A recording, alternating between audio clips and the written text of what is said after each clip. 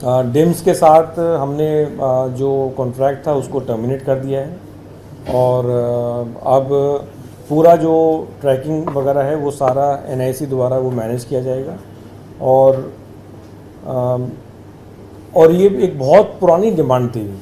मैं जब भी अलग अलग यूनियन से मुलाकात की है तो उन्होंने हमेशा इस चीज़ के बारे में ये रिक्वेस्ट किया है। सीएम साहब को कितनी बार इस चीज़ के बारे में रिक्वेस्ट किया है। तो आज से जो ये ईयरली फ़ी थी 1200 की, इसमें 18% जो है वो टैक्स भी है। तो अगर टैक्स इसमें लगा दें तो ये लगभग 1416 रुपये, मतलब 1400 रुपये के आसपास ये बनता है। और इसकी बहुत पुरानी डिमांड थी जो कि माननीय सीएम अरविंद केजरीवाल जी की लीडरशिप में ये कदम लिया गया। मैं सभी पब्लिक सर्विस व्हीकल्स के जो ओनर्स हैं मैं उनको बहुत बहुत बधाई देता हूँ।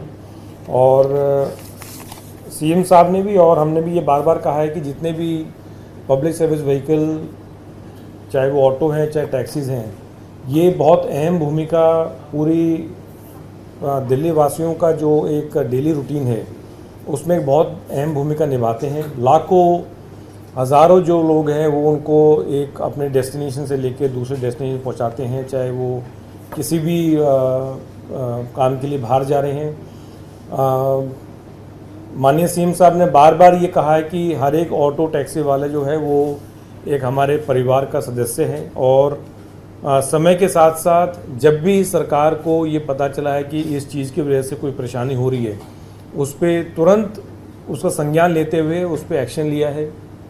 और आज के इस मौके पे इस जो ये खुशखबरी है, इसके मौके पे मैं आपको थोड़ा सा पीछे लेके जाना चाहूँगा और ये ज़रूर बताना चाहूँगा कि किस प्रकार से ऑटो, टैक्सीज़ और जितने पैरा ट्रांजिट व्हीकल्स हैं उनके लिए दिल्ली सरकार ने ऑनरेबल सीएम अरविंद केजरीवाल की लीडरशिप में और पीछे क्या किए थे। आपको याद होगा स्पीड गवर्नेंस का एक बहुत बड़ा मुद्दा हुआ करता था कि जब भी फिटनेस के लिए व्हीकल जाया करता था उस पर एक सर्टिफिकेट इशू होने पे केवल 2500 रुपये का उस पर फीस था। वो हमने एक ऑर्डर के तहत 500 रुपये किया और उसके बाद अभी 2024 में ही, मेरे ख्याल से जनवरी 24 में अब स्पीड गवर्नर होना चाहिए। हम ये नहीं कह रहे कि स्पीड गवर्नर नहीं होना चाहिए, स्पीड गवर्नर होना चाहिए, लेकिन वो सर्टिफिकेट के जो 2000-2500 रुपये लगते थे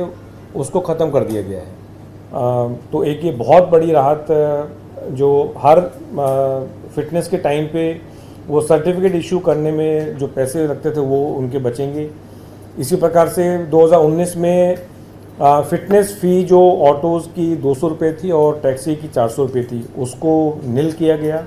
तो अब साफ 200 और 400 रुपये की सेविंग थी। नंबर 3 पॉइंट पे एडिशनल फ़ी फॉर लेट फ़ी उसको 50 रुपये से 20 रुपये किया गया। रजिस्ट्रेशन फ़ी थी 1000 रुपये, उसको 1000 से कम करके 300 रुपये किया गया।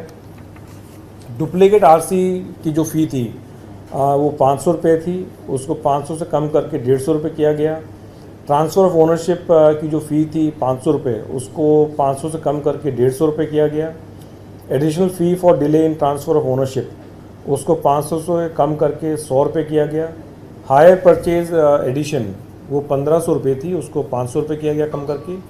रिन्यूअल ऑफ परमिट, इस पर भी लगातार जितने भी यूनियंस थी और जितने भी ऑटो टैक्सी वाले थे उनका ये हमेशा रिएक्शन आता था कि ये बहुत ज़्यादा है, तो उसको